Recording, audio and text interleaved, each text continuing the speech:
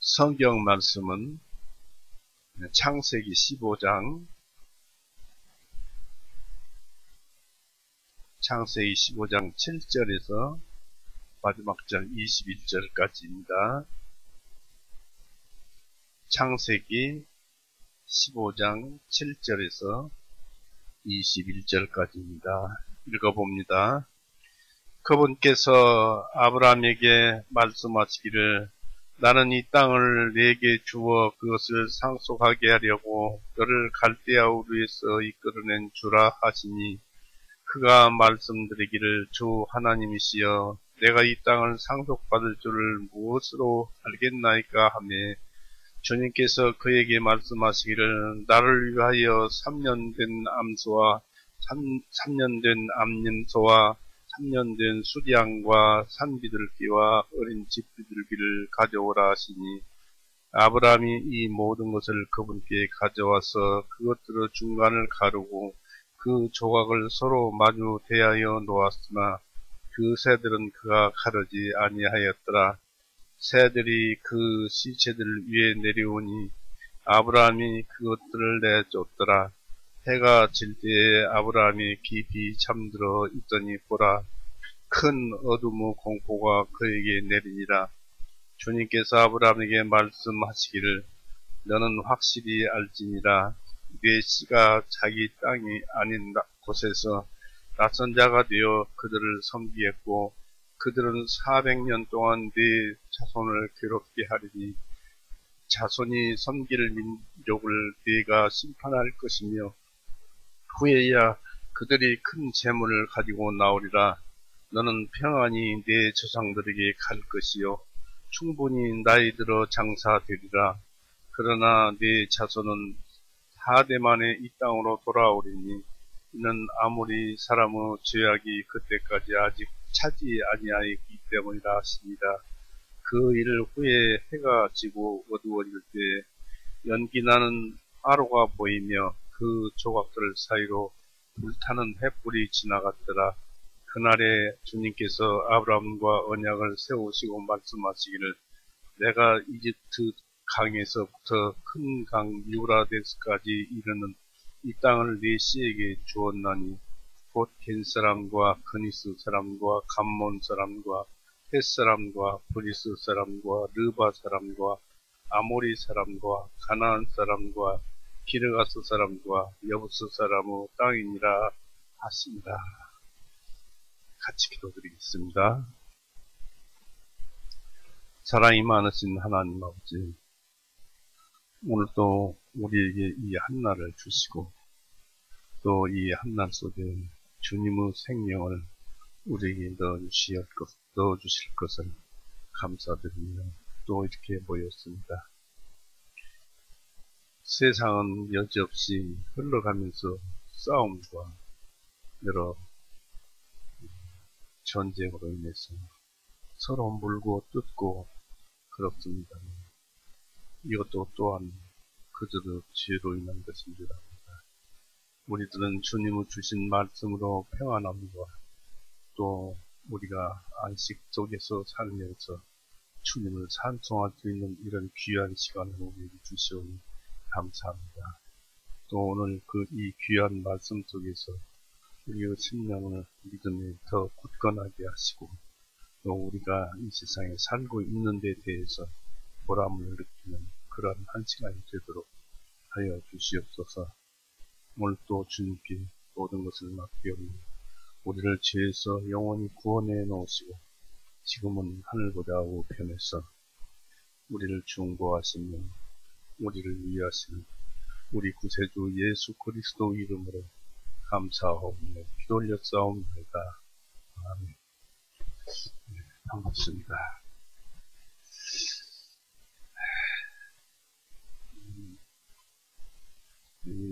이 15장은 아브라함이 하나님의 말씀을 믿었더니 주님께서 그것을 의로 여기시냐는 말씀이 5절에 나와 있습니다. 하나님께서 그것을 믿게 하실 때는 그냥 그 말씀 몇 마디로 믿게 하신 것이 아니고 전지전능하신 권능과 또 그 원리와 이런 모든 말씀 가운데서 앞에 것을 보여주시면서 성령님을 보내셔서 그 아브라함으로 하여금 하나님의 말씀을 뜻을 깨닫게 하심으로써 그 유명한 내 씨가 이와 같으리라 예수님을 예언하신 것을 하나님께서 예언하신 것을 깨달아 알고 또 그분이 우리 모든 죄를 용서하시고 또 우리의 주인이 될 것을 아시고 또 아브라함은 그것을 믿었고 그래서 거듭나고 그럼으로 인해서 하나님께 은혜를 받고 이번에는 이 제사를 드리는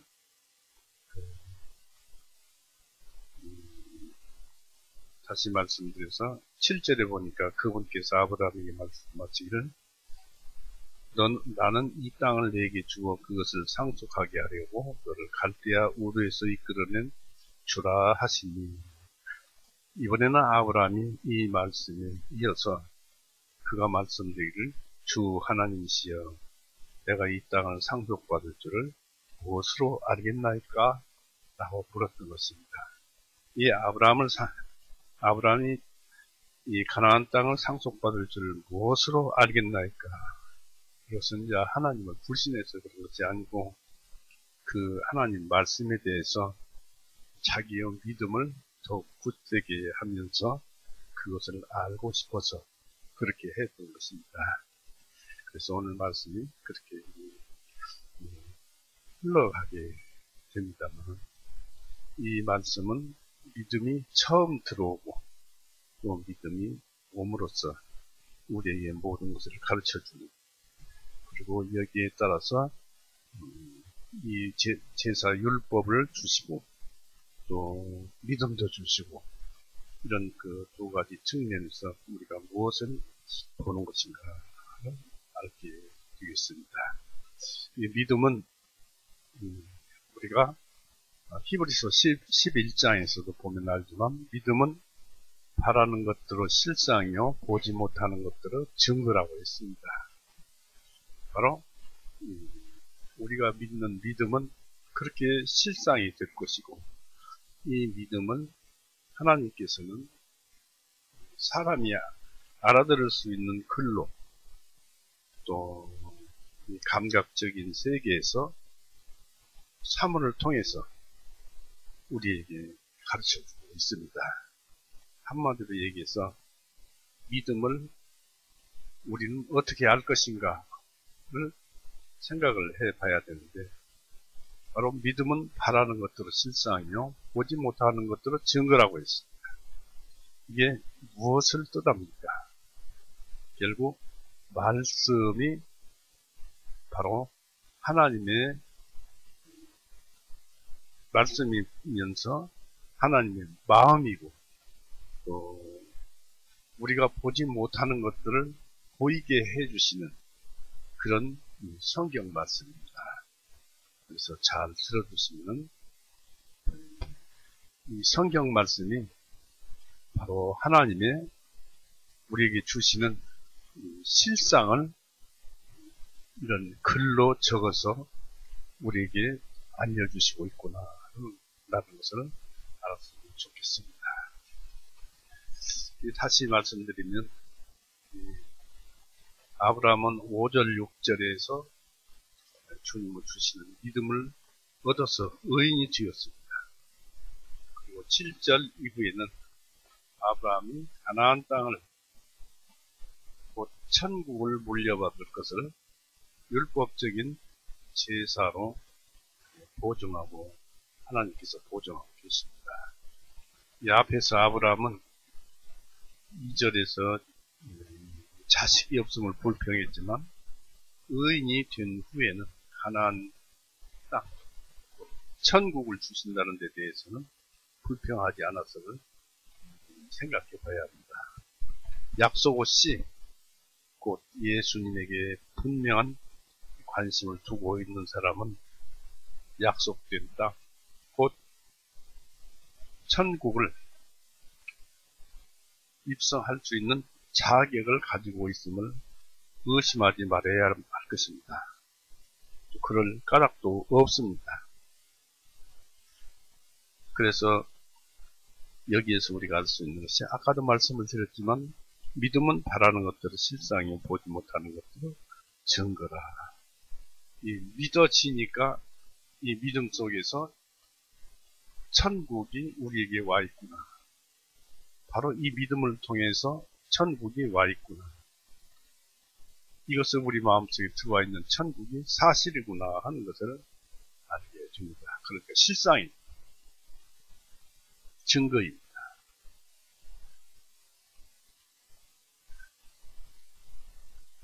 그리스도가 우리 것이라면 하늘나라도 우리 것입니다. 또한 6절에서 주신 약속을 믿었을 때 하나님께서는 이 약속에 대해서 설명하여 주시고 확인해 주심을 새삼 주목을 해야 합니다. 오늘 말씀이 그렇습니다.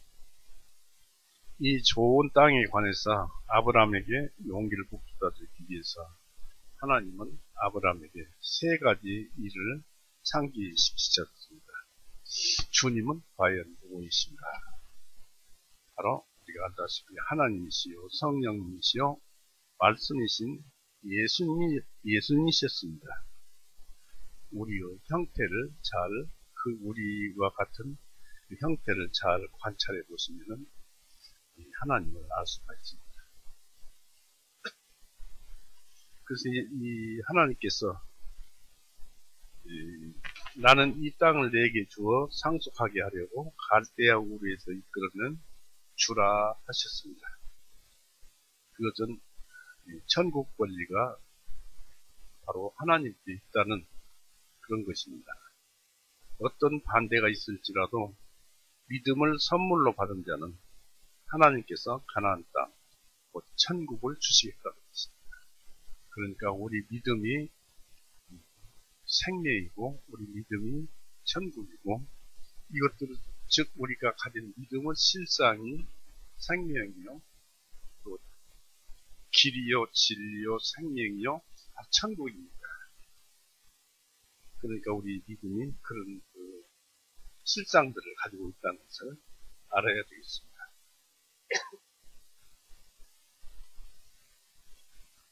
어떤 반대가 있을지라도 믿음을 선물로 받은 자는 하나님께서 가나안 땅, 곧 천국을 주시겠다는 것이지. 내가 약속한 것은 무엇이든지 내게 이루어 주신다고 합니다. 즉 7절에 그분께서 아브라함에게 말씀하시기를 나는 이 땅을 내게 주어 너를 그것을 상속하게 하려고 너를 갈대아 우르에서 이끌어낸 주라 하시니 하나님은 절대성을 여기서 볼 수가 있습니다. 또 하나님은 거짓말을 하실 수 없고 거짓이 없으신 분입니다.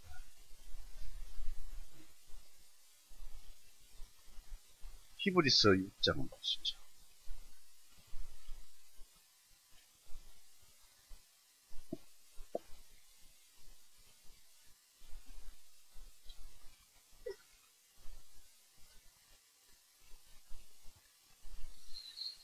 히브리서 6장 13절에서 입니다. 이는 하나님께서 아브라함에게 약속하셨을 때 맹세하실 더 큰 이가 없기 때문에 그분께서 자신을 두고 맹세하시어 말씀하시기를 내가 반드시 복으로 네게 복을 주고 번성하게 함으로써 너를 번성하게 하리라 하셨느니라. 그리고 그 다음에 15절 그가 인내로 오래 참은 후에 그 약속을 받았느니라. 이는 진실로 사람들은 더 큰 자를 두고 맹세하기 때문이니 맹세는 그들에게 있어서 모든 논쟁을 그치게 하는 확증입니다. 이러므로 하나님께서 약속을 받은 상속자들에게 자신의 계획이 불변함을 더욱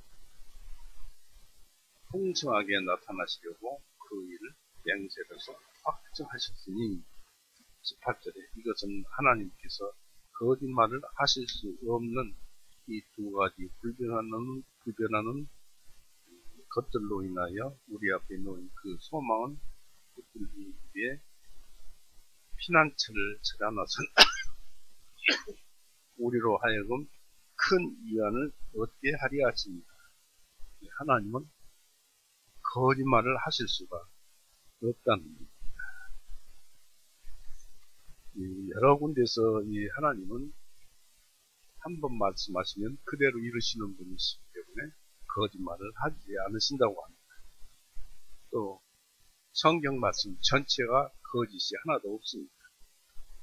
이 하나님께서는 아브라함을 위해서 갈대아 우르에서 불러내었습니다.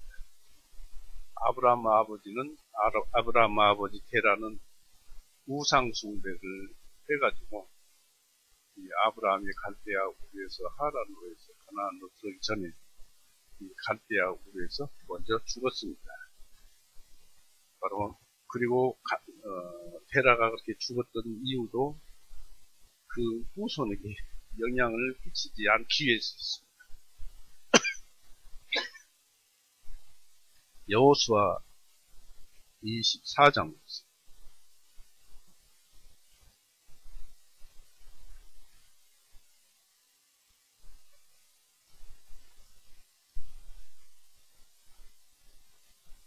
여호수아 24장 2절 여호수아가 온 백성에게 말하기를 이스라엘 주 하나님께서 이같이 말씀하셨느니라. 옛날에 큰 강 저편에 거하였던 너의 조상 곧 아브라함 아버지 나호로 아버지 데라까지도 그들이 다른 신들을 섬겼느니라. 이런 말씀이 있습니다. 그래서 하나님은 은혜로운 강권으로 아브라함을 이끌어서 불러내셨던 것입니다. 바로 이런 것들은 특별한 자비였습니다. 즉 내가 너를 이끌어내고 수천의 다른 자들은 그곳에 멸망하도록 남겨두었느니라고 말씀하십니다. 이 일은 영적인 자비로서 그의 영혼에 대한 자비요 죄와 죄의 치명적인 결과에서 분리시키는 자비입니다. 하나님은 우리를 항상 부르시고 죄에서 또 불러내 주시고 계십니다. 가나안 땅을 주려고 불러내신 그 자비로서 십계명 서두에 너를 애굽 땅에서 인도하여낸 너 하나님이라는 말씀과 뜻이 일맥상통하고 있습니다. 기초가 되는 자비요, 자비의 시작이요, 아브라함에게 특정된 자비입니다. 따라서 이 부르심은 앞으로 있을 자비에 대한 공약이요, 보증입니다. 이사야 66장 보세요.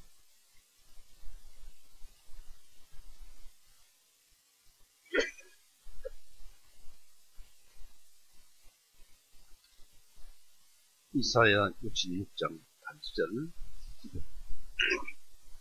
누가 그런 일을 써본 적이 있느냐? 땅이 하루 만에 생기도록 만들어질 수 있으며 한 민족이 한순간에 태어나겠느냐?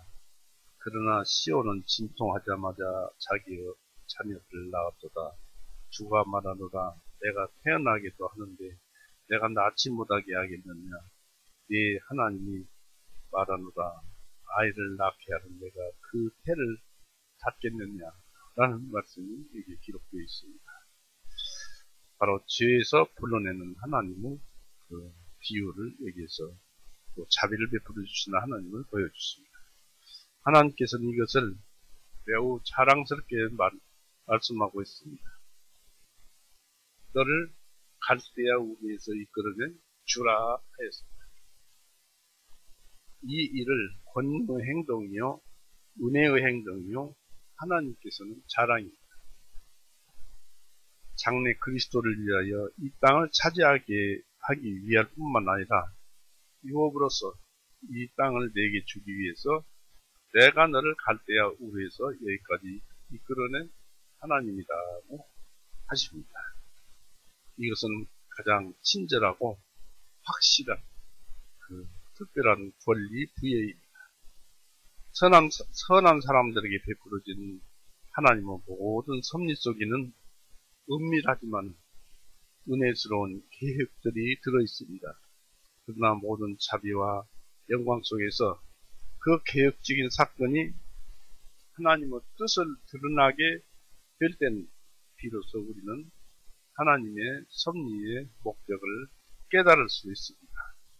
즉 우리가 살면서 어찌 이렇게 우리 일이 여기에서 결과가 좋을까, 또 왜 신앙적으로 맞을까 할 때는 하나님이 섭리하셔서 계획하시고 섭리하셔서 그렇게 이루어진 줄 아시고, 또 이런 큰 일도 그와 같은 것이라는 것을 아시기 바랍니다.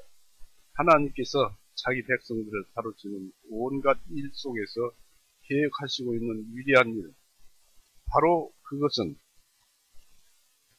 우리를 안전하게 하늘로 이끌어 주신 것입니다. 부르심을 입은 자들은 구원을 얻도록 선택되었고, 또 하늘나라에 이르도록 부름을 받았고, 상속을 받도록 비업을 잊게 하셨습니다. 모든 것으로 그 일에 합당하게 되었느냐고 성경은 말을 하고 있습니다. 데살로니가 후서 믿는 자들입니다. 부르심을 받은 데살로니가 후서 2장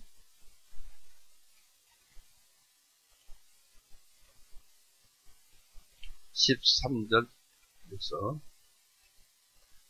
보시면, 데살로니가 후서 2장 13절, 그러나 주님께서 사랑받는 형제들아, 우리가 너희로 인하여 항상 하나님께 감사를 드려야 마땅함은 하나님께서 처음부터 너희를 택하시어, 처음부터 우리를 택하시어 진리의 믿음과 성령님을 거룩하게 하심을 통하여 구원에 이르게 하십니다.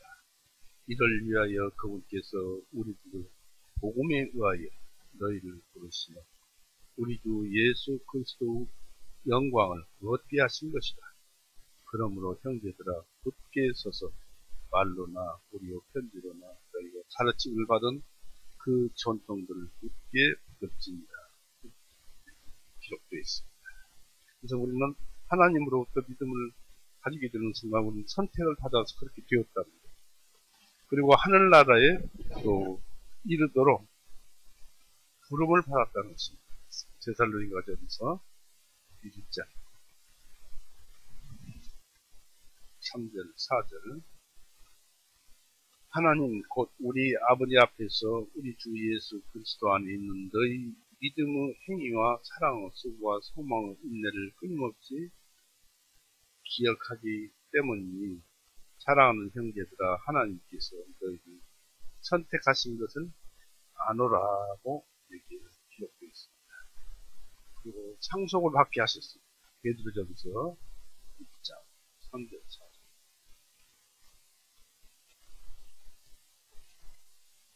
복되도다 하나님 곧 우리 주 예수 그리스도 아버지시여, 그분께서 자신의 풍성하신 긍휼을 따라 죽은 자들로부터 예수 그리스도 부활하심을 통하여 우리를 다시 태어나게 하시어 살아있는 소망에 이르게 하시니, 썩지 아니하고 더럽지 아니하며 시들지 아니하는 상속을 받게 하신 것이 곧 너희를 위하여 하늘에 간직해 두셨나니, 바로 우리의 영생은 이미 우리의 영혼이 가지고 있지만 저 천국에서 그 영생이 꽃을 피울 것입니다. 그 다음에 합당하게 하셨다고 했습니다. 골로새서 1장 12절,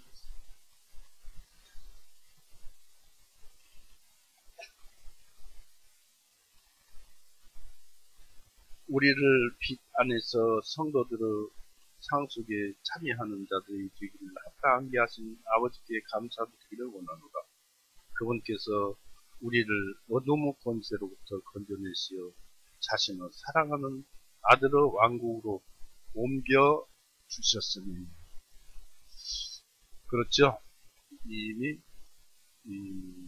사실적으로 천국으로 옮겨 주었고, 우리는 그것을 하나님의 말씀을 제대로 알아들을 수가 없어요. 하나님의 말씀은, 하나님의 마음은 사람들의 말과 사람들의 글과 사물들로 얘기할 뿐입니다.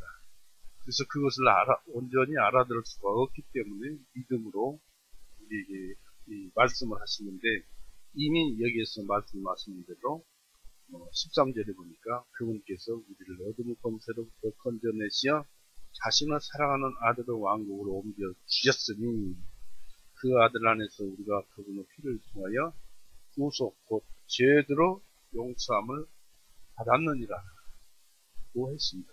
죄를 용서받으면 바로 우리는 영적으로 나는 천국에 옮겨져 있다.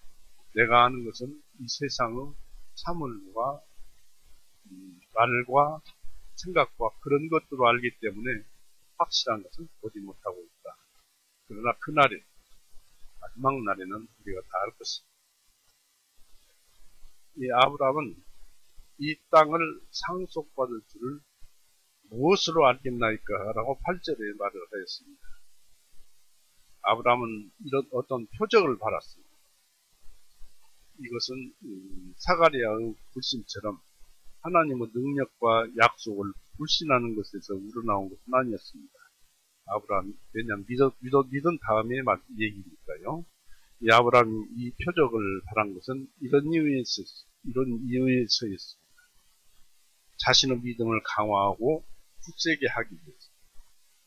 또 아브라함은 아까도 말씀드렸습니다만 영생의 믿음이 있었습니다. 그러나 아브라함이 간절히 기도하면서 바란 것은 주님, 나의 믿음 없는 것을, 신앙을 도와주소서 하는 것이었습니다. 지금은 믿음이 있어서 생생하지만은 앞으로 여러 가지 말씀이나 사건이나 또 영적 충격과 시험을 받을지도 모르므로 그 유혹의 때를 대비해서 간직해둘 어떤 표적을 바라고 있었던 것입니다. 그러니까 믿음을 가지고 있어도 어떤 표적을 바라고 있었던 것입니다. 자기가 믿음이 시작되고 처음 시작되고 있었기 때문에 표적을 바랐던 것입니다.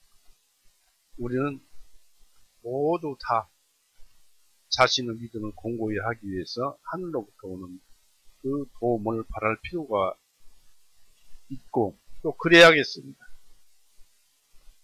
그 같은 목적을 위해서 세워진 표적인 만찬식이 있습니다.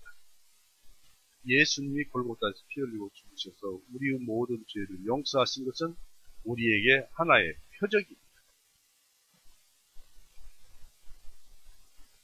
그래서 우리는 6월절에는 꼭 만찬 예식을 가지지요.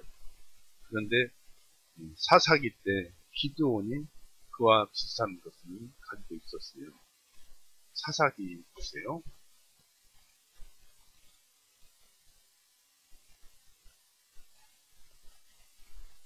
사무엘상 뒤에 사사기 6장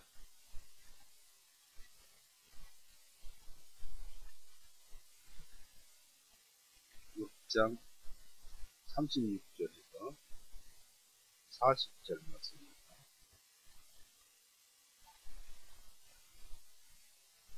기드온이 하나님께 말씀드리기를 주님께서 말씀하신 대로 내 손을 통하여 이스라엘을 구원하신다니 보소서 내가 양털 한 뭉치를 타작마당에 두리니 만일 이슬이 양털에만 있고 그 주변의 땅 위에 마르면 그 주위의 땅이 마르면 그때에는 주님께서 말씀하신 대로 주님께서 내 손을 통하여 이스라엘을 구원하신 줄은 내가 알겠나이다 하였더니 이제 믿음이 없으니까 이렇습니다.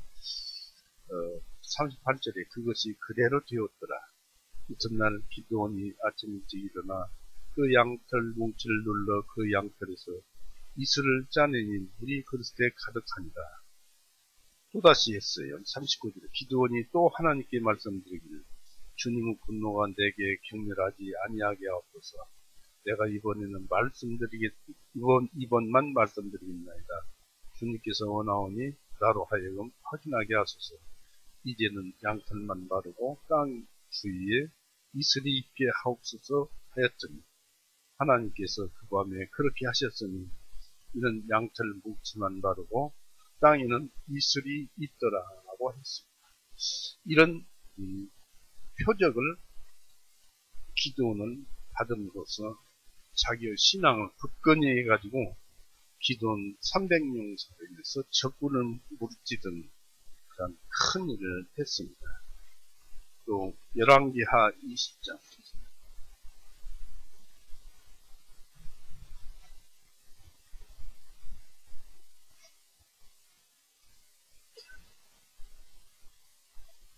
열왕기하 20장 8절에서부터 10절입니다. 히스기야가 이사야에게 말하기를 주님께서 나를 고쳐주시고 셋째 날에 내가 주님 모천에 올라갈 것이라는 무슨 표적이 있겠나이까 하니 이사야가 말하기를 왕께서 주님으로부터 받으실 표적이 이것이오니 즉 주님께서 말씀하신 그 일을 행하실 표적입니다. 해 그림자를 앞으로 10도를 나가게 하리까 아니면 10도를 뒤로 가게 하리까 아니면 히스기야가 대답하기를 해 그림자가 10도를 내려가는 것보다는 오히려 그 그림자를 10도까지 뒤로 돌아가게 하소서 하며 선지자 이사야가 주님께 보여주었으니 주님께서 아하스 시계판에 내려갔던 그림자를 10도까지 뒤로 돌려 놓으셨더라. 이처럼 하나님의 표적을 보았습니다. 이것은 그가 하나님을 믿으면서도 자기의 믿음 없는 것을 굳세게 하기 위한 그런 것입니다. 우리도 어떤 것을 하나님께 구하지만은 하나님을 시험하지 말고 하나님을 믿기 위해서 어떠한 일이 있으면 우리가 표적을 구해봐야 할 것입니다. 그런데 대부분 보면은 믿는 자들은 믿음 속에서 성령님이 역사하십니다. 그 결과를 표적으로 볼 수가 있습니다. 뭐 이렇게 아하스가 또 그런 그 신뢰가 있습니다만, 이 아브라함은 후손에 대한 약속에 대해 승인을 얻어서 후손들도 이 표적을 하나님께서 말씀하신 이 표적을 믿게 하기를 원했던 것입니다. 자신은 스스로 만족하더라도 후손들도 역시 하나님의 약속을 진리로 만족할 수 있기를 바라야 한다는 것을 아브라함은 알고 그랬습니다. 우리도 후손들이 믿기를 바라야 합니다. 아브라함에게 주신 표적은 우리에게도 주신 표적입니다. 침례 요한이 자기 제자들을 그리스도에게 보냈던 것은 자기 만족을 채우기 위해서가 아니라 제자들의 만족을 이루기 위해서였습니다. 마태복음 11장에 예수님에게 제자를 보낸 것을 기록되어 있는 것을 알 수 있습니다. 이 가나안은 하늘나라의 모형입니다. 우리들이 하늘의 가나안을 기업으로 받게 되리라는 것을 아는 일, 즉 그 행복의 진리에 대한 우리의 믿음을 확고히 해 나간다는 것. 그래서 하늘나라의 가나안을 계승할 우리 권리의 증거를 더 명백히 한다는 것은 매우 바람직한 일입니다. 우리 안에 천국이 있지만 우리의 목숨이 경각에 처해 있을 때는 우리는 본능적으로 우리 구원을 스스로 점검하고 붙들기 마련입니다. 그래서 우리는 믿음이 얼마나 중요한지 모릅니다. 자기 생명이 경각에 달려본 사람들은 꼭 찾는 것이 내가 하나님 앞에 갈 수 있는가? 과연 갈 수 있는가? 라고 자기에게 자문자답을 합니다.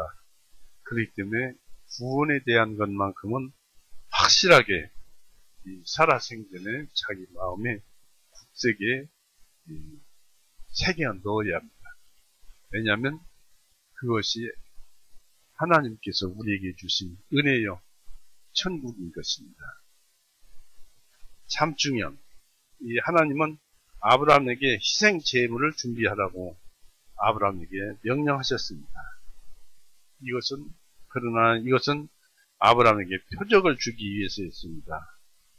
그래서 하나님의 뜻에 따라서 아브라함은 희생 제사를 준비하셨는데, 하나님이 이렇게 하라 저렇게 하라 이렇게 몇 가지는 그렇게 했습니다. 하나님은 나를 위하여 3년 된 안소를 취하라. 성경을 볼까요? 9절에 주님께서 그에게 말씀하시기를 나를 위하여 3년 된 암소와 3년 된 암염소와 3년 된 수양과 산비둘기와 어린 집비둘기를 가져오라 하시니 했습니다. 그리고 거기까지만 하나님께서 지시를 하셨어요.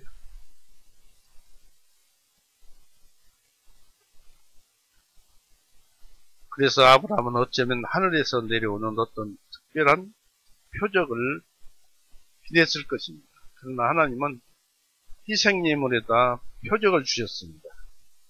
하나님은 은혜에 대한 확증을 얻고자 하는 자들은, 또 자기들의 믿음을 확고히 하고자 하는 자들은 지정된 의식을 따르고 그 의식을 통해서 하나님과 만날 것을 기대하고 있어야 하고 기대를 가지고 있어야 합니다. 우리는 그래서 만찬 예식을 꼭 함으로써 그 속에서 하나님을 보고 하나님을 어떻게 우리가 만날 수 있는가를 생각을 해봐야 합니다. 바로 그것은 우리 믿음밖에 없습니다. 믿음으로 하나님을 보는 것입니다. 하나님은 의식이 쓰일 각 짐승은 3년 된 곳이어야 한다고 정하셨습니다. 그때가 되어야 짐승들이 충분히 성장하고 강해지기 때문이었습니다. 우리 주님도 공생에 3년 반 살으셔가지고 마지막 3년 반 끝에 골고다의 나무 위에 달려서 못 박혀 운명하셨죠. 그렇게 해서 우리 모든 죄를 용서하시고 사흘 만에 부활하심으로, 예수님 부활하심으로 우리가 생명을 얻어서 천국에 들어가게 되는 것입니다. 그런데 그것도 간단합니다. 믿음 하나입니다. 믿음은 바라는 것들을 실상이면 보지 못하는 것들을 증거라고 했습니다. 우리에게 예수님께서 피 흘리고 죽으시고 우리 또한 죄에 대해서 죽었고 예수님은 부활하심에 대해서 살았다라는 것을 믿음으로 인해서 우리 역시 생명을 가졌다는 것입니다. 이것이 하나님의 전지전능이요 우리에게 알려주는 생명입니다. 믿음 속에 우리 모든 생명이 우리 각자의 생명이 다 모든 사람에게 생명을 주시고 있습니다. 그래서 우리는 예수님께서 3년 반 동안 공생애를 기다리셨고, 그러므로 우리는 최선의 것을 다해서 하나님께 섬겨야 할 것입니다.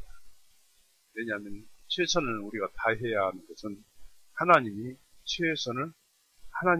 그 자체가 최선이기 때문에 그렇습니다.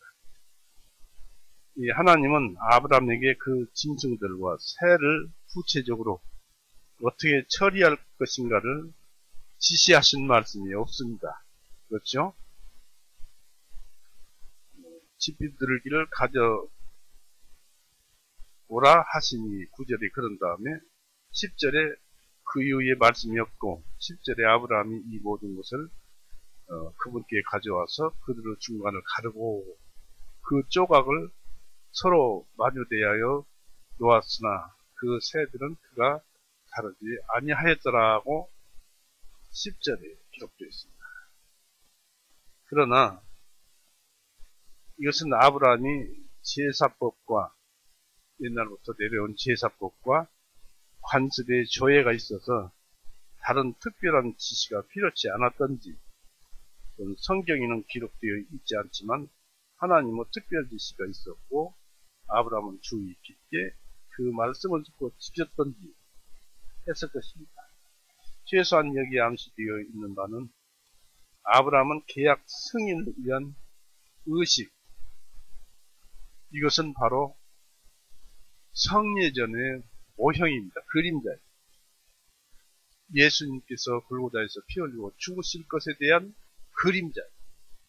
모형입니다. 그래서 의식, 그런 그 계약 승인을 위한 의식 때문에서라도 제물을 준비해야 했고, 아브라함은 제사를 준비하는 법을 익히 알고 있었다는 점입니다. 그래서 아브라함은 비록 이 제사가 어떻게 되어 표적이 될는지는 아직 한 번도 안 봤으니까 아직 몰랐지만은 하나님의 지시대로 따랐습니다. 이것이 아브라함의 복종의 첫 실례는 아닙니다. 계약 확정 의식을 따라 짐승 중간을 쪼갰고, 주로 이제 예레미야서에도 그런 말씀이 나옵니다만은 중간을 쪼갰고, 또 그 성경 구절에는 암소를 둘로 쪼개고 그 둘 사이를 지나갔다고 예레미야서는 기록되어 있습니다. 10절에 새들을 가르지 않았다고 했습니다. 10절 끝부분을 보세요. 마주 대하여 놓았지만 그 새들은 그가 가르지 아니하였더라 했습니다. 10절에 그렇게 새들을 가르지 않았다고 하였는데, 그러나 새들은 죽어 있었어요. 그게 희생예물로 드릴 때. 그래서 죽어 있었는데 그것이 어떻게, 그 새들이 어떻게 죽어 있는가를 알아보려면은 그 율법을 봐야죠. 율법에 의하면은 머리를 비틀어 끊어서 제단 위에 불사르고 그 피는 제단 곁에다 짜낼지입니다 했습니다. 레위기 1장, 레위기 1장 15절.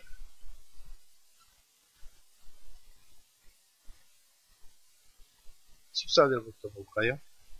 14절은 만일 주께 드리는 그의 예물이 새들 중에서 드리는 번제 희생 예물이면 그는 산비둘기들이나 어린 집비둘기를 드릴지니 제사장이 그것을 제단에 가져다가 그것은 머리를 비틀어 끊어서, 목을 끊어버리면 피가 나오겠죠.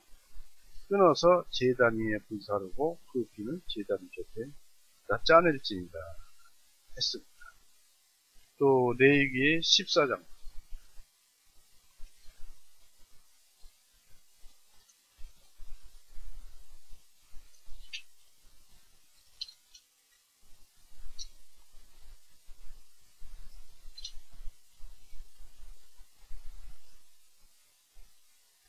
레위기 14장 5절 6절. 제사장은 명령하여 그 새 중에서 한 마리를 흐르는 물 위 질그릇 안에서 죽이게 할지니라. 살아있는 새에 관하여 제사장이 그 새를 백양목과 주nu식셀과 실과 우슬초에 함께 가져가서 그것들과 살아있는 새에 흐르는 물 위에서 죽인 그 새의 피를 적시어 했습니다. 이것도 목을 끊어서, 비틀어서 목을 끊어서 피를 흘리게 해야 한다는 그런 의미입니다. 이미 아브라함도 그렇게 했을 것입니다. 새들은 목을 비틀어서 끊고 이 두 쪽으로, 그러니까 가슴을 쪼개는 두 쪽으로 나누지는 않았습니다. 이런 그 방법이 율법과 같았습니다. 하나님은 완벽한 죄 없으신 그리스도 예수님을 제물로 받으셨습니다. 때문에 하나님께서 이 희생 예물을 불태우고 지나가셨을 때도 이 제사 예물은 완벽한 그 제사 예물이었다. 다만 율법 제사 예물이었다라는 것입니다. 그러므로 아브라함이 준비한 제사 준비는 하나님의 뜻에 맞았다고 할 수 있겠습니다.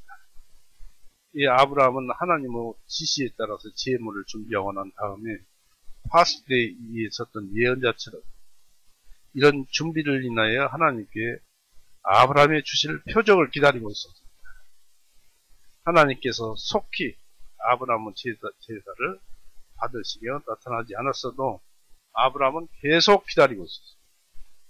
하나님의 지체하심은 아브라함의 기대심을 불러일으켰습니다. 그런데 솔개가 그 시체들을 위해 내려와서 쪼아먹으려고 할 때 흔히 이런 일을 소홀히 여기지만 아브라함은 새들을 내쫓았습니다. 11절이었죠. 새들이 그 시체들 위에 내려오니 아브라함이 그것들을 내쫓더라 했습니다. 또 아브라함은 하나님께서 환상으로라도 나타나서 말씀하시고 거짓말을 하지 않으리라는 것을 믿고 있었기 때문에 히브리서 6장 읽어봤죠. 13절 18절에 하나님은 거짓말하지 않으신 분이라는 것을 알았기 때문에 매우 조심성 있는 눈은 우리 영적 재물을 경계하여서 어느 누구도 그것을 쪼아먹도록 버려두거나 하나님께 받으시기에 부적당한 것이 되지 않게 해야 함을 기억을 해야 합니다. 우리가 하나님께 드리는 예물은 영적 예물입니다. 하나님께 어떻게 하면 영광을 돌릴까? 하나님은 어떻게 하면 기쁘게 하실까? 하는 그것이 바로 우리 심령 속에서 우러나오는 영적 재물입니다. 그런데 그것을 받으시기에 하나님께서 받으시기에 부적당한 것이 되지 않게 해야 함을 기억해야 합니다. 이런 솔개들처럼 헛된 생각이 우리 속에 일어난 헛된 생각이 솔개입니다. 이런 생각이 우리 마음속에 우리 재물 위에 내렸을 때 우리는 그런 것들을 쫓아버려야 합니다. 우리 안에 깃들지 못하게 해야 합니다. 즉 우리 욕심이 어떤 욕망에 휩쓸려 있을 때 나는 거듭난 나는 성령님을 불렀어. 예수님을 불렀어. 나의 타락한 본성은 억누르게 해주시고 또 죄의 본성을 억누르게 해주십자고 기도함으로써 그렇게 하면은 성령님께서 내 육신에 그 불붙는 그 욕망을 꺼주십니다. 그런 것을 우리는 체험을 하고 경험을 하고 삽니다. 바로 수시로 그런 그 타락한 본성이 솟아오르고 죄의 본성이 불을 지르고 그럴 때마다 그것을 불러서 성령님을 불러서 기도하고 그걸 억누르면은 내 뇌나 내 머릿속이 먼저 그 욕망이 사라지기 전에 내 육신은 먼저 그 욕망의 불이 꺼져버립니다. 참 신기합니다. 이처럼 우리는 하나님께 영적 재물을 들 때 솔개들이 내려앉지 못하도록 그렇게 해야 할 것입니다. 창세기 12장에서 16절을 보시겠습니다. 창세기 16장 12절에서 16절을 제가 읽어봅니다. 해가 질 때 아브라함이 깊이 잠들어 있더니 보라 큰 어둠의 공포가 그에게 내립니다. 주님께서 아브라함에게 말씀하시기를 너는 확실히 알지니라 내 씨가 자기 땅이 아닌 곳에서 낯선 자가 되어 그들을 섬기겠고 그들은 400년 동안 내 자손을 괴롭게 하리니 내 자손이 섬길 그 민족을 내가 심판할 것이니 그 후에 그들이 큰 재물을 가지고 나온다. 너는 평안히 내 조상들에게 갈 것이요 충분히 나이 들어 장사된다. 그러나 내 자손은 4대 만에 이 땅으로 돌아오리니 이는 아모리 사람은 죄악이 그때까지 아직 차지 아니하였기 때문이다 하십니다. 하였습니다. 바로 여기에서 하나님이 아브라함 자손에게 어떻게 할 것인가 하는 그런 어떤 그 목적이 완전하고 상세히 밝혀되어 있습니다. 하나님은 아브라함에게 나타나셨습니다. 그 때는 언제였냐면 해질 때입니다. 이것은 저녁 소재 드릴 무렵을 뜻합니다. 보통 저녁에 소재 드릴 무렵에 해질 때 드리죠. 이러한 기상에도 기록되어 있고 다니엘서에도 기록되어 있습니다. 이 하나님은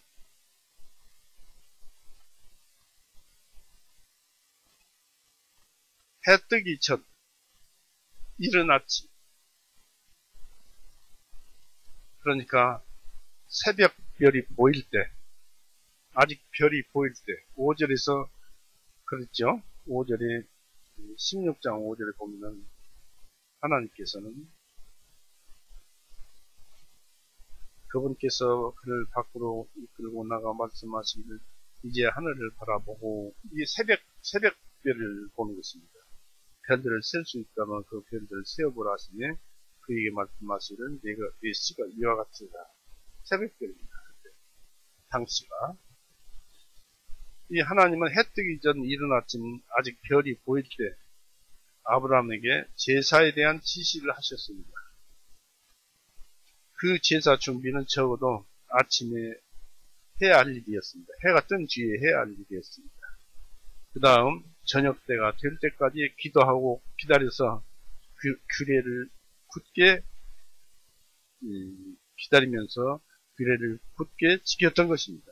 하나님께서는 때때로 자기가 이 베풀 인도를 그 백성들이 오래 기다리도록 하십니다. 아브라함에게도 그랬어요. 아침부터 준비했어요. 이렇게 하시면 그들의 믿음을 돈독히 하기 위함이라는 것을 명심해야 합니다. 우리가 기도했는데 응답이나 약속 실현이 늦어지는 수가 있지만은 우리 믿음을 돈독히 하게 하기 위해서요. 믿고 또 믿고 믿고 또 믿고 굳게 하면은 필경은 그 믿음이 이루어진다는 것을 여기에서 우리에게 보여줍니다. 그래서 저녁이 오면은 분명히 새벽도 오는 것입니다. 그처럼 한번 기도를 우리 마음에서 하나님께 드렸다면은 그것이 이루어지도록 하나님 뜻에 맞는 기도를 드렸다면 그것이 이루어지도록 기도하고 기다리는 것입니다. 조급하면 그 일은 이루어지지 않습니다. 아브라함은 깊이 잠들었습니다. 이것은 낮에 잠들었어요. 그런데 이 깊이 잠들었다는 데 의미가 있어요. 12절. 해가 질 때에 아브라함이 깊이 잠들어 있더니 보라 큰 어둠의 공포가 그에게 내립니다 했습니다. 여러 가지 해석이 있을 수가 있지만은 간단히 말씀드리면은 우리의 신앙생활 중에 이런 경우가 나타나는데 어느 때냐면 평소에 우리가 이렇게 살고 또 사회생활을 하고 가정생활을 할 때에는 그 우리의 영적인 상태는 밤입니다. 밤. 어둠.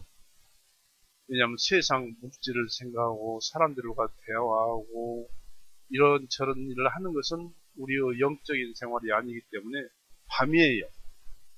캄캄한 어둠이라고 볼 수 있는데 그때에 우리가 하나님의 은혜로 우리 머리를 쪼개는 것 같은 별빛이 반짝하고 움직이는 것 같은 어떤 그 별빛이 오면서 어떤 진리가 찾아와서 나에게 확신을 준 그 깨달음을 주는 그 찰나가 있습니다. 바로 그때에 그것을 어둠이라고 볼 수 있고 그때 찰나에 찾아오는 그 빛은 하나님입니다. 또 그 진리는 우리를 무릎 꿇게 하고 하나님께 엎드리게 합니다. 그런 어둠이 있습니다. 그런데 아브라함은 그렇게 깊이 잠들었습니다.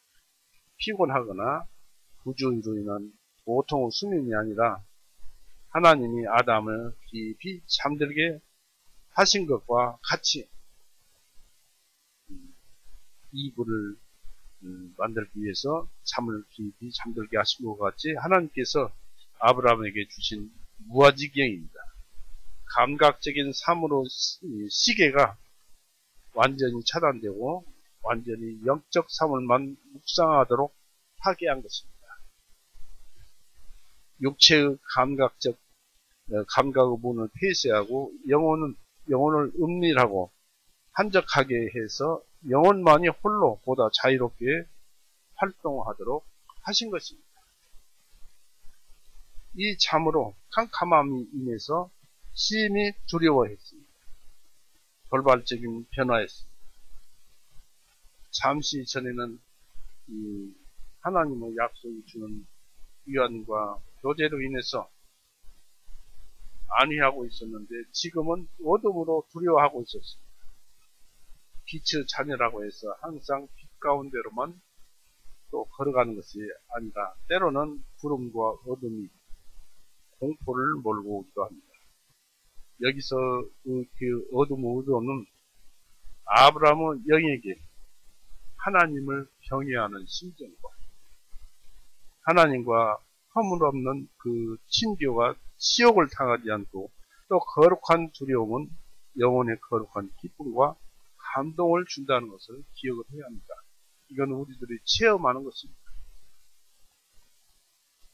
책을 보든지 어떤 갑작스레 길을 간다든지 어떤 일을 한다든지 할 때 우리는 갑작스럽게 하나님을 주시는 말씀으로 우리 온몸이 떨면서 하나님을 두려워하면서 무릎을 꿇게 되고 또한 동시에 그 진리를 받을 때 우리는 기뻐하게 됩니다.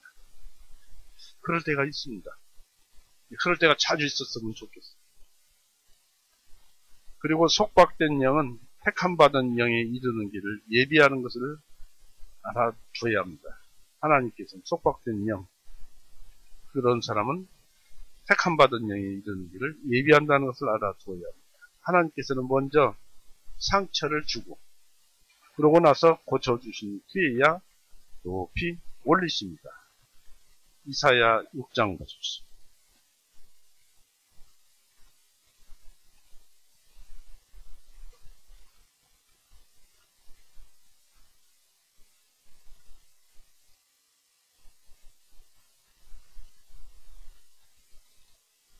이사야 6장 5절에서 8절을 보겠습니다.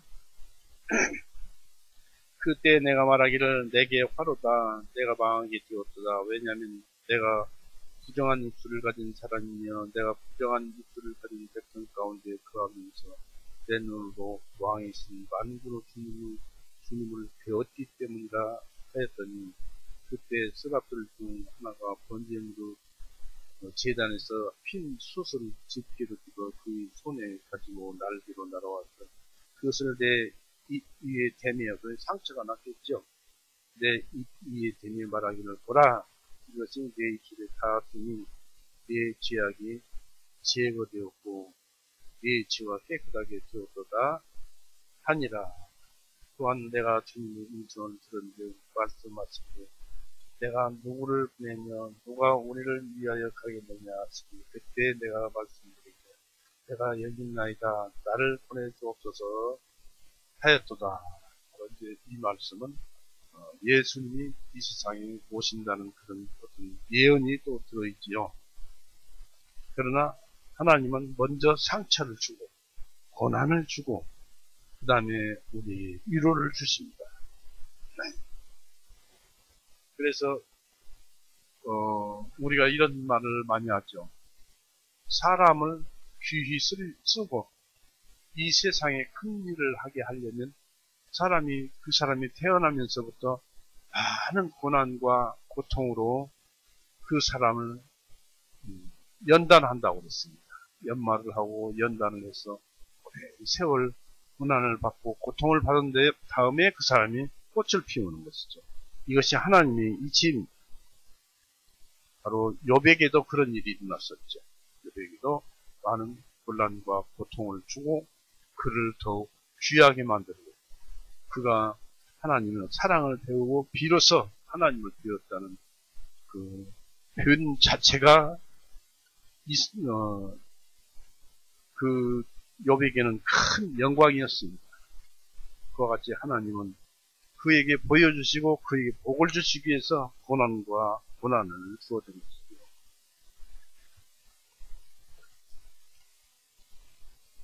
어둠의 의도는 하나님께서 아브라함의 자손들을 상대하시는 그 방법의 표본을 삼고자 함이었습니다. 자손들은 먼저 애굽의 노예라는 어둠의 공포에 처한 후에야 기쁨으로 복된 땅에 들어갔습니다. 따라서 아브라함은 자손들의 행복을 예견하기 전에 먼저 그들의 고난을 미리 아브라함은 마음속에서 맛보아야 했던 것입니다. 또 이제 곧 아브라함과 세울 특별 계약의 성실성을 보여주기 위함이었습니다. 계약에 기초하여 있는 것이 구약 성경의 율법으로서 어둠과 불분명한 율법이고 두려움과 공포의 율법이었습니다. 이것이 좀 제사 율법이었죠. 그러나 이것은 하나님의 사랑이었습니다. 하나님의 사랑을 세상의 사물과 세상의 언어와 세상에 일어나는 그 여러 가지 일어나는 그 세상적인 그 능력과 힘, 그것으로서 하나님께서 우리에게 어떻게 이 사랑을, 어떻게 이 믿음을 어떻게 가르쳐 줄 수가 없습니까? 그런 방법으로 이 아브라함에게 율법 제사를 통해서 자기 자신 속에 들어있는 하나님의 마음, 사랑, 곧 이분은 누구신가요? 하나님이 세상을 이처럼 사랑하사 독생자를 주셨으니 이는 저를 믿는 자마다 멸망치 않고 영생을 얻게 하려 하십니다. 바로 하나님의 사랑이신 예수님을 보내셨고, 좀 예수님으로 인해서 더 확실해졌습니다만, 이 아브라함에게는 그것의 그림자인 그 사랑을 아브라함에게 보내주셨던 것입니다. 이것이 믿음이죠. 이 구약 성경의 율법으로서 하나님께서 보내주셨어요. 그렇지만 아브라함은 그것을 믿었고 멀리서 예수님을 보았다고 했어요. 고린도후서 3장 한번 보세요.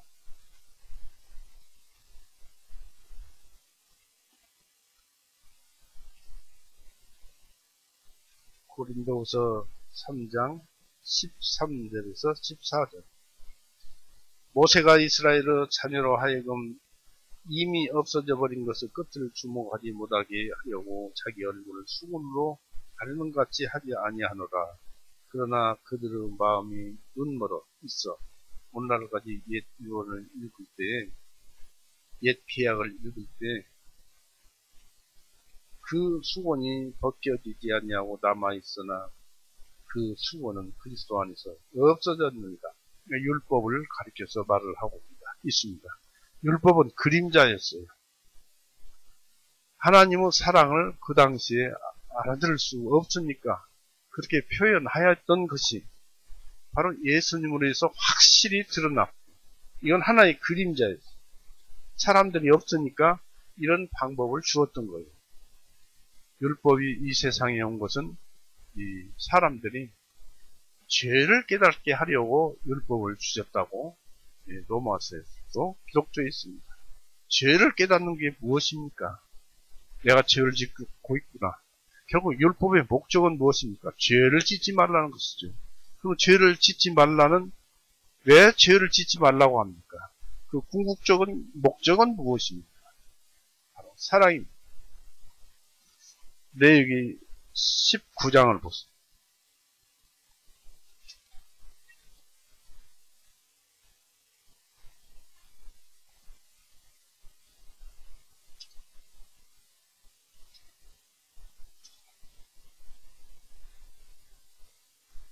레위기 19장 18절에 너는 내 백성의 자손에 대하여 보복하지 말고 원한을 품지 말며 오히려 너는 내 이웃을 내 자신과 같이 사랑할지니라. 나는 주인이다 했습니다. 세상 사람들이 사랑합니다. 사랑을 많이 입에 올려서 사랑을 얘기합니다. 그런 사랑이 무엇이냐고 설명을 하라고 하면은 아무도 대답 못할 것입니다. 사랑이 무엇입니까? 좋아한다, 희생한다. 이것은 사랑의 정답이 될 수 없어요. 사랑이 도대체 무엇입니까? 하나님께서 아브라함을 통해서 주신 율법 제사, 이것이 사랑이었어요. 또 그로 인해서 파생된 것이 율법이지요.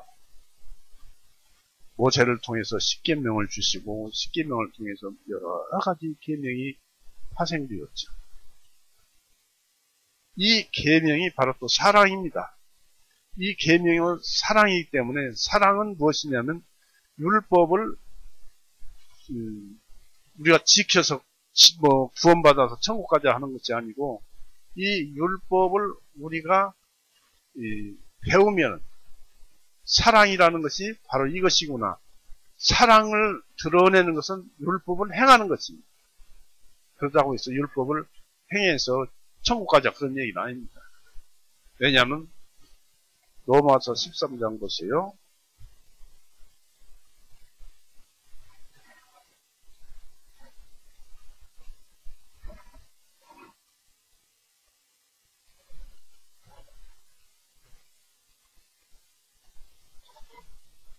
로마서 13장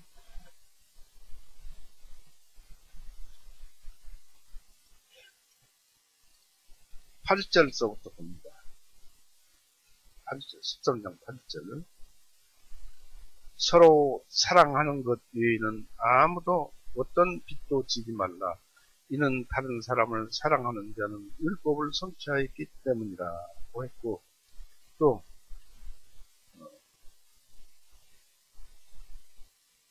9절 또 읽어봅니다. 이는 너는 간음하지 말라, 너는 살인하지 말라, 너는 도둑질하지 말라, 너는 거짓 증언하지 말라, 너는 탐내지 말라 한 것과 만일 그에 다른 어떤 계명이 있을지라도 그것은 즉 너는 내 이웃을 내 자신과 같이 사랑하라는 이 한 말씀 안에 다 들어있기 때문이라고 했고, 사랑은 자기 이웃에게 악을 행하지 아니하나니 그러므로 사랑은 율법의 완성이라 했습니다. 사랑하는 방법은 율법을 행하는 그 방법 자체가 사랑이다 그런 얘기입니다. 남에게 죄짓지 않고 남에게 이익을 가져다 주고, 여기에 말씀드린 대로 간음하지 말고 살인하지 말고 도둑질하지 말고 거짓 증언하지 말고, 이 전부 계명이잖아요. 너는 탐내지 말라 한 것고 만일 거기에 다른 어떤 계명이 수없이 많을지라도 그것은 즉 너는 내 이웃을 내 자신과 같이 사랑하라 하는 이 말씀 안에 다 들어있기 때문이라 했습니다. 그래서 사랑은 이것입니다. 바로. 그래서 우리가 선하게 살아야 하고 남을 이롭게 해야 되고 희생해야 되고, 사랑은 이렇게 무한정입니다. 이런 것을 하나님께서는 아브라함을 통해서 제사를 통해서 보여주시고, 이 제사는 예수님을 말씀드리더라. 예수님의 그림자요. 예수님을 말을 하고 있다는 것입니다.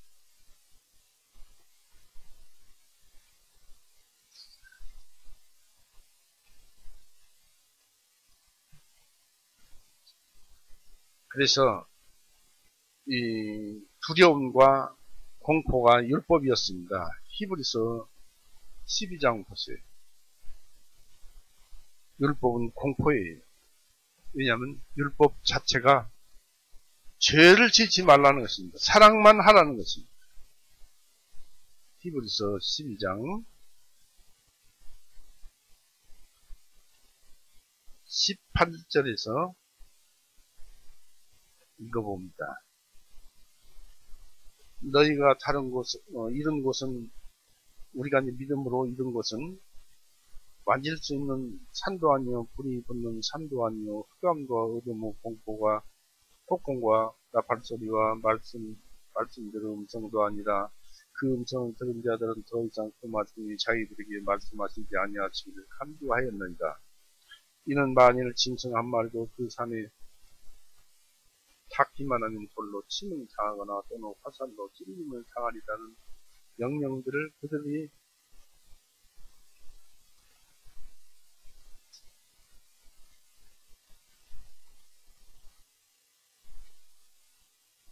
그들이 견디지 못하였기 때문이라.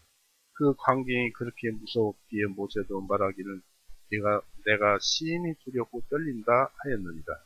그러나 너희가 와 있는 곳은 시온산과 살아계신 하나님의 도성인 하늘의 예루살렘과 셀 수 없는 천사들은 무리와 했습니다. 우리가 와 있는 곳은 어디입니까? 시온산과 살아계신 하나님의 도성인 하늘의 예루살렘과 셀 수 없는 천사들의 무리와 거기에 와 있다. 믿음으로 와 있다. 믿음의 실상은 보이지 않는 것들을 증거라고 그러죠. 실상이요 보이는 것들, 믿음 바라는 것들을 실상이요 보이지 않는 것들을 증거라고 했습니다. 믿음이 그것이에요. 우리 믿음 속에는 그런 것들이 들어있어요. 우리 믿음 속에는 사랑이 들어있어요. 이와 같은 믿음 속에는 이 모든 선한 것이 다 들어있습니다.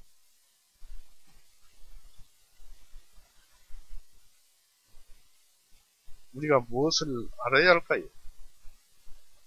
이와 같이 아브람처럼 이런 제사 속에서 하나님께서 우리에게 주신 무한한 진리를 알고 믿음에서 믿음으로 더 가고 항상 하나님을 만나보시라는 얘기. 이 하나님께서 이제 아브람에게 복음과 믿음을 주시고 구절의 제사 의식으로 복음을 풀어서 예수님을 드러내시어 약속을 확정하셨습니다. 그러나 약속하신 씨가 오실 때까지는 어둠 속에 있어야 했습니다. 어둠 속에 복종의 영, 곧 율법 속에 있어야 했습니다. 어둠이 임한 그 자체가 하나의 예언이었습니다. 장기간에 걸친 그 아브람 자손의 고난상이 이제 13절에 기록되어 있습니다. 13절 보세요. 주님께서 아브람에게 말씀하시기를 너는 확실히 알지니 네 씨가 자기 땅이 아닌 곳에서 낯선 자가 되어 그들을 섬기겠고 그들은 400년 동안 내 자손을 괴롭게 하리니 했습니다. 갈라디아에서는 430년이라고 했습니다. 그러니까 이 30년은 제 생각입니다만은 요셉이 들어가서 총리를 하면서 이집트를 충분히 다스리고 했을 때는 그 형제나 이스라엘들이 대접을 받았을 때지만 그 이후서부터 400년 동안 고난을 받지 않았을까 그런 생각이 들어갑니다.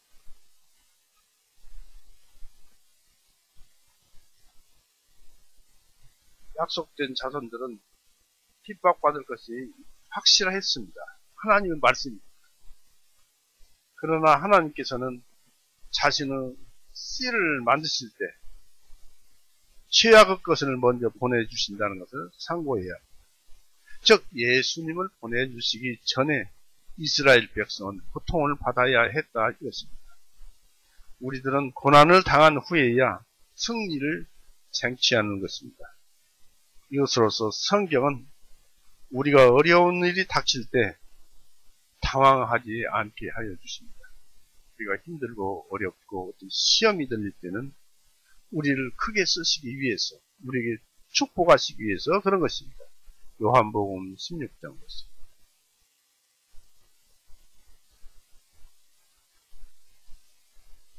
요한복음 16장 2절에서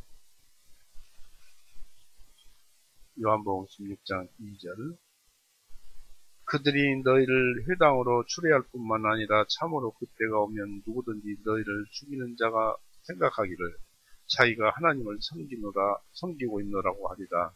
그들이 너희에게 이 일들을 행하리니 그런 그들이 아버지와 나를 알지 못하기 때문이다.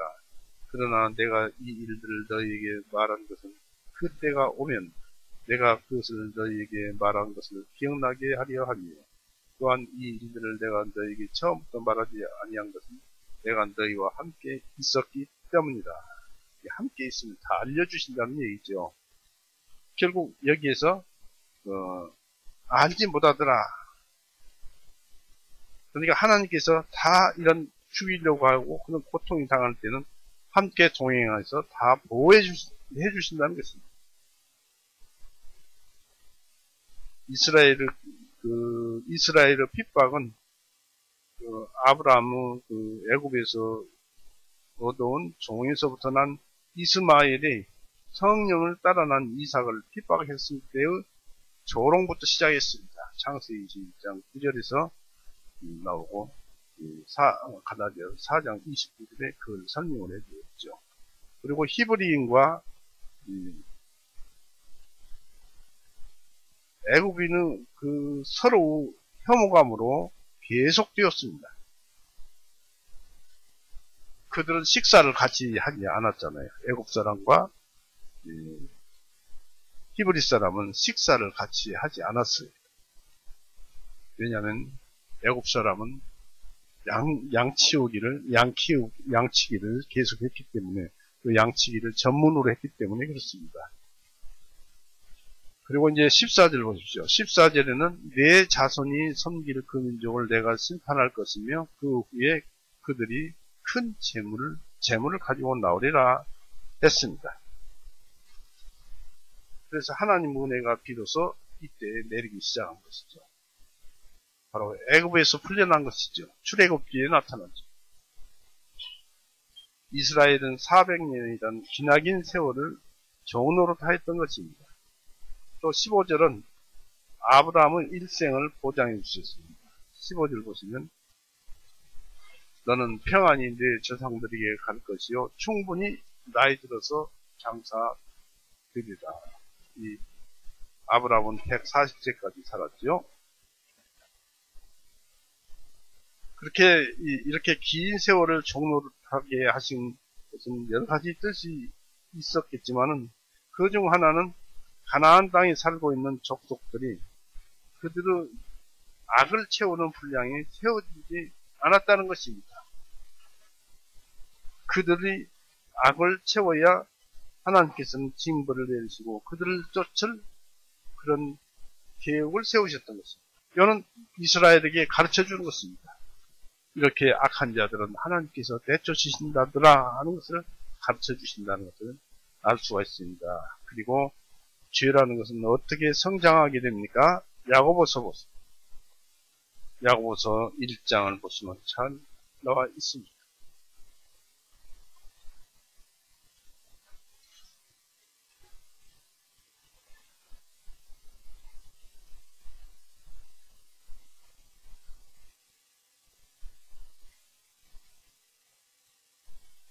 야고보서 1장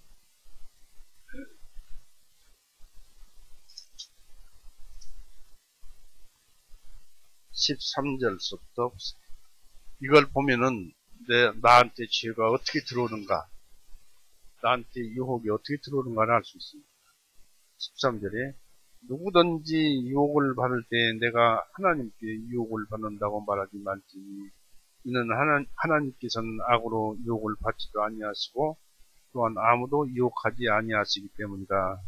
오직 각 사람이 자기 자신의 욕심에 이끌려 유혹을 받을 때 미혹에 빠지게 되는데, 여기서 자기 자신의 욕심에 이끌려는 죄성의 그 타락한 죄성과 내 그 좌절되고 한쪽으로 치우친 양심, 그 타락한 본성이 함께 해서 타락한 본성이 먼저 유혹을 받아요. 그래서 유혹을 받을 때 이렇게 이제 미혹에 빠지게 됩니다. 그러므로 욕심이 잉태한 즉 죄를 낳고 있는 이때에 기도하고 하나님 성령님을 부르고 예수님께 기도하고 하면은 우리의 그 욕심을 예수님께서 끊어버리죠. 그래서 15절에 그러므로 욕심이 잉태한 즉 죄를 낳고 죄가 장성한 즉 사망을 낳느니라 했습니다.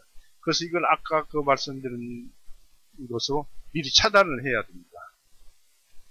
타락한 본성, 죄의 본성, 성령님만이 능력이 있으니까 그분께 부탁을 하는 것입니다. 기도를 하는 것입니다.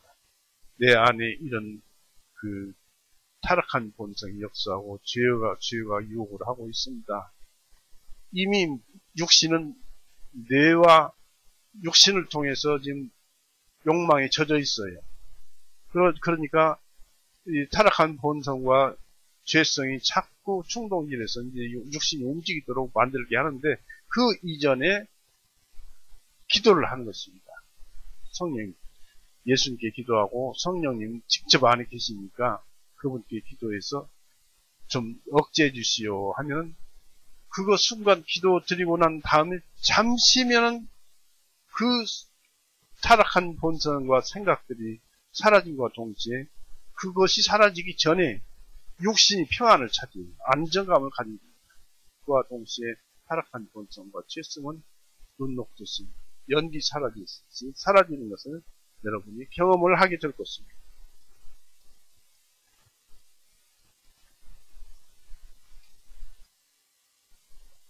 그래서 우리가 이제 이것을 쭉 찾아봤습니다만은 죄라는 것은 이런 식으로 들어와요. 이 욕심은 남의 것을 탈취하는 것이고 율법에 반대되는 것이고 사랑에 반대되는 것입니다. 죄입니다. 그런데 이것이 가나안 족속들이 완전히 이런 것들에 채워지지 않았다. 너희들도 이런 것들에 채워지면 멸망당한다. 결국 나중에는 다 바벨론 포로로 끌려갔죠. 무상숭배를 위해서. 그러나 하나님은 다시 그들을 불쌍히 여기시고 본토로 불러들이셨습니다. 이처럼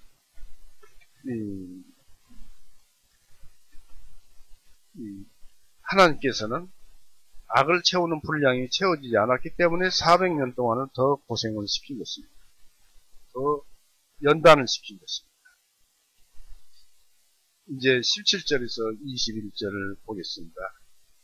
17절을 그 일 후에 해가 지고 누워질 때 연기 나는 화로가 보이며 그 조각들 사이로 불타는 횃불이 지나갔더라.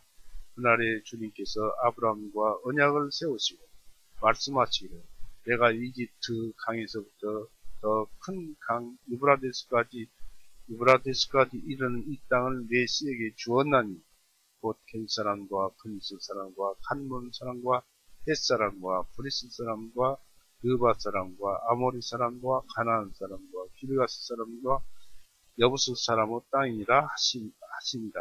이 땅은 홍해, 이집트와 이스라엘과 경계의 홍해에서부터 저 이란까지의 땅을 여기 이 족속들이 점령하고 살았어요. 이란까지 다 주시겠다는 거죠. 성경은 그렇습니다.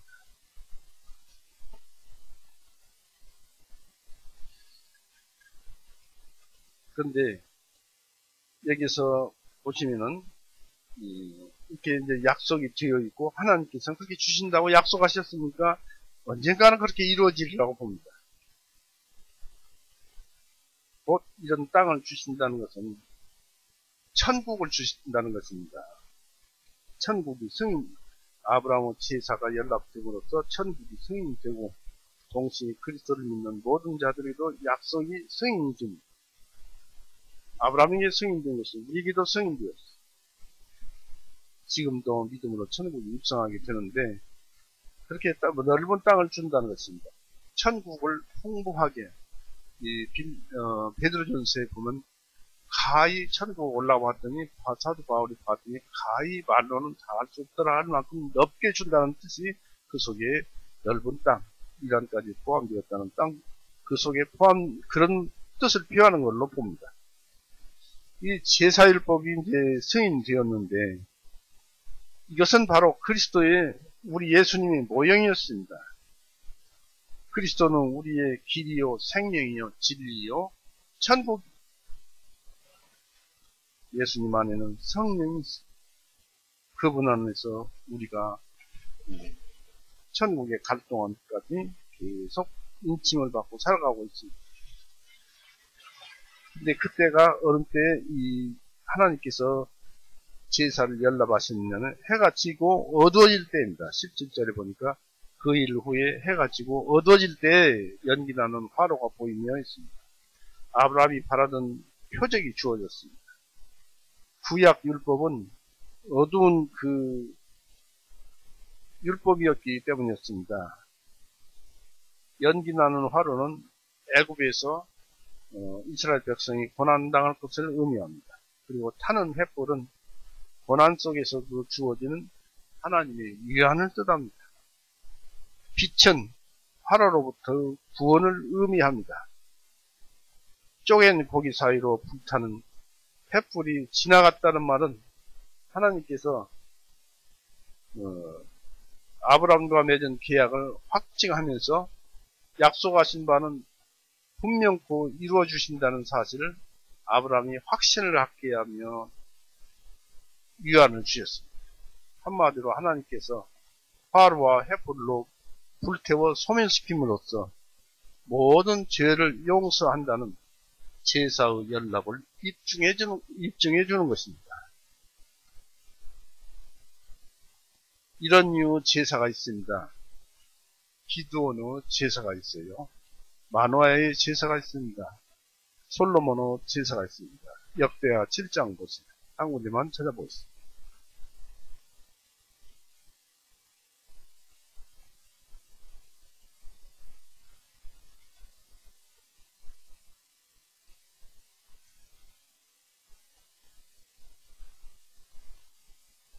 역대하 7장 1절에 이제 솔로몬이 기도를 마치자 하늘로부터 불이 내려와 번제물과 희생물들을 태우고 주님의 영광이 전을 가득 채우니라 했습니다. 여기 창세기 15장 17절에는 그 일 후에 해가 지고 어두워질 때 연기나는 화로가 보이며 그 조각들 사이로 불타는 횃불이 지나갔더라 했습니다. 하나님과 인간과의 계약은 제사로 곧 위대한 희생 예물은 그리스도를 통해서 맺어지는 것이며 또 그리스도의 속죄함이 없이는 어떠한 계약 성사도 있을 수가 없습니다. 우리는 예수님의 대속을 믿는 사람입니다. 이 믿음은 바라는 것들을 실상이며 보지 못하는 것들을 증거입니다. 하나님을 보는 것입니다.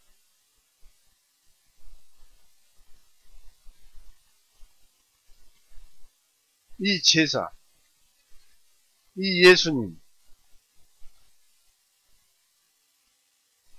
영적 세상에 계시는 하나님께서 사물과 이 세상 사람의 언어와 이런 것들을 통해서 우리에게 하나님의 마음을 보여주시는 것입니다.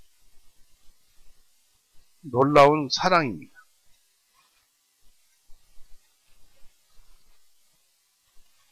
그래서 예수님의 속죄함이 없이는 어떤 계약도 있을 수 없습니다. 그러나 우리는 예수님의 대속을 믿는 사람들입니다. 우리들의 영적 제사를 하나님께서 받아들인다는 사실은 앞으로 계속 우리에게 내려질 선하고 신실하신 은총의 표적입니다. 그러므로 하나님께서 우리의 제사를 통해서 우리 영혼 속에 경건하고 헌신적인 사랑의 거룩한 불길을 붙이셨다면 그것으로 하나님께서 우리 제사를 연락하셨음을 알 수 있습니다. 즉 다시 말해서 하나님께서 내 성령으로 내 심령을 감동시키셔서 무엇인가를 하게 하려고 할 때 이것은 이미 하나님께서 나의 제사를 연락하셨다 하는 그런 뜻입니다.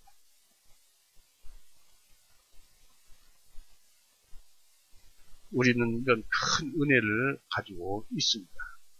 적은 말씀 속에서 구약의 율법의 이 제사를 통해서 예수님을 보게 되고 또 예수님을 통해서 하나님을 보게 되고 또 우리의 믿음을 알게 되고 이런 속에서 우리가 하나님의 은혜 속에서 살고 있구나. 우리가 창조됨이 얼마나 축복인가를 알 수가 있습니다. 하지만 믿지 않는 자들은 이 축복이 그들에게는 없기 때문에 얼마나 고통스럽겠습니까? 그렇다고 해서 하나님이 속상하신 것은 아닙니다. 잘못된 자들이 심판을 받음으로써 하나님께서는 그것에 대해서 영광을 받으실 수 있습니다. 악한 자는 벌을 준다는 그것으로 영광을 받으실 수 있습니다. 자, 이제 18절 보십시오. 18절에 그날에 주님께서 그랬습니다. 언약을 세우시고 하나님과 계약을 맺은 그날은 결코 잊을 수가 없을 것입니다. 구원받은 날을 얘기하죠. 그러나 예전에 내가 이 땅을 네 자손에게 주리라고 했습니다. 이 12장 7절이나 창세기 12장 7절이나 13장 15절에 이 땅을 내 자손에게 주리라 했습니다. 그러나 지금은 그것을 이미 주었다고 합니다. 믿음을 주시고 이 속죄제를 받으신 것과 동시에 이미 내가 그것을 너희에게 다 주었다. 믿음은 바라는 것도 실상이 다 받은 것이 주었다고 말씀하십니다. 그리고 거듭난 우리는 하나님의 복이신 예수님을 다 가지고 있어요. 예수님은 우리의 믿음이요, 우리의 사랑이요, 우리가 받아 있는, 우리가 로마서 5장에 보면 너희가 하나님의 사랑을 받은 바 되었다고 했어요. 바로 예수님을 가지고 있고 하나님을 모시고 있어요. 예수님을 모시고 있고 하나님을 모시고 있어요. 예수님을 가지고 있다는 것입니다. 우리는 이 하나님의 그 사랑이요, 하나님의 그 전부이신 예수님, 또 우리에게 하나님의 복 중에 복이신 그 예수님을 우리에게 선물로 주셔서 우리는 다 가지고 있습니다. 세상 부러울 것이 없습니다. 평안하게 살기를 바랍니다. 로마서 8장 보세요.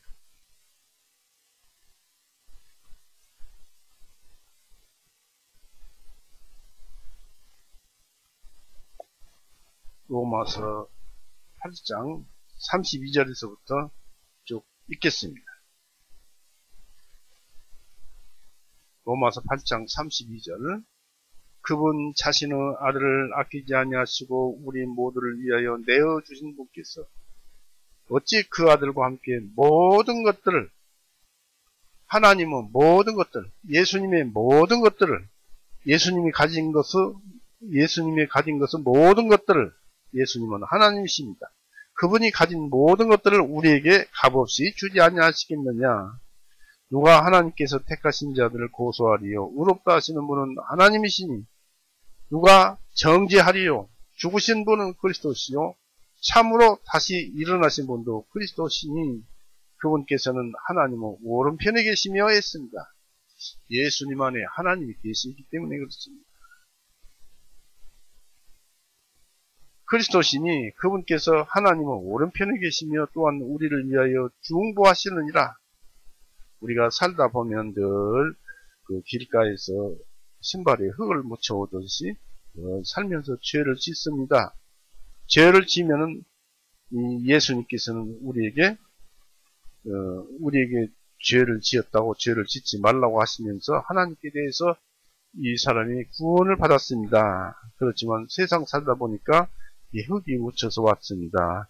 그들에게 화내지 마십시오. 신앙을 계속 선하게 살아가게 해주십시오. 라고 중보를 합니다. 그럴 때 우리가 어떤 말씀이나 하나님 말씀에 마음이 감동을 받고 어떤 그런 생각이 들 때는 하나님과 화해 정거, 주님과 주님의 중보로 하나님과 함께 신앙생활을 계속하게 될 수 있다는 것을 아십시오. 그래서 우리를 위한 중보하시느니라. 누가 우리를 그리스도 사랑에서 떼어놓으리요. 환난이나 공경이나 박해나 기근이나 헐벗음이나 위험이나 칼이겠느냐. 기록된 바 참으로 우리가 주님을 위하여 종일토록 죽임을 당하여 토살을 당할 양같이 여김을 받나니 함과 같으니라. 그러나 아니라 우리는 이 모든 일에서 우리를 사랑하신 그분을 통하여 정복자들보다 더욱 나은 자들로다. 죽든지 살든지 더 나은 자들. 이는 내가 확신하노니 사망이나 생명이나 천사들이나 정사들이나 권세들이나 현재 있는 것들이나 장차 올 것들이나 높음이나 깊음이나 어떤 다른 피조물이라도 그리스도 예수님 우리 주님 안에 있는 하나님의 사랑에서 우리를 능히 떼어놓을 수 없으리라 했습니다. 하나님의 사랑 속에는 모든 것이 다 있습니다. 그것은 바로 예수님 속에 들어있는 것입니다. 그것은 바로 또 성령님 속에 들어있는 모든 것들입니다.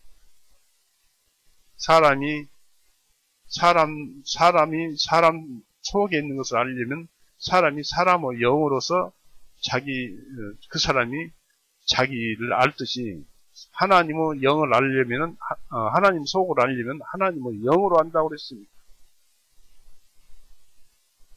그래서 여기서도 보니까, 우리 주님 안에 있는 하나님은 사랑에서 했습니다. 하나님은 사랑이시고, 또 그 사랑은 바로 예수님이셨고, 또 성령님은 항상 또 우리를 위해서 중보하시고, 이 분들이 우리를 지켜주시고 보호하시니까 그분만 믿고 따라가십시다.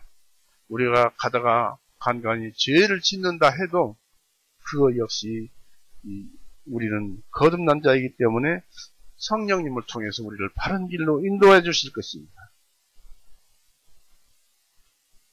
그러므로 죄 짓지 말고 선하게 살아갑시다. 꼭 죄를 지었어도 바로 예수님을 찾으십시오. 정 그것이 안 되겠거든 성경을 찾으십시오. 그러면 우리에게는 믿음으로써 마음의 심령의 평안을 누리고 어둠 속에서 있다가 찬란한 빛을 보는, 곧 하나님을 보는 그런 시간들이, 그래서 감사 인사를 드리는, 기도를 드리는 그런 시간들을 여러분들이 이 세상에 누리십시오. 그것은 천국에서 큰 보물이.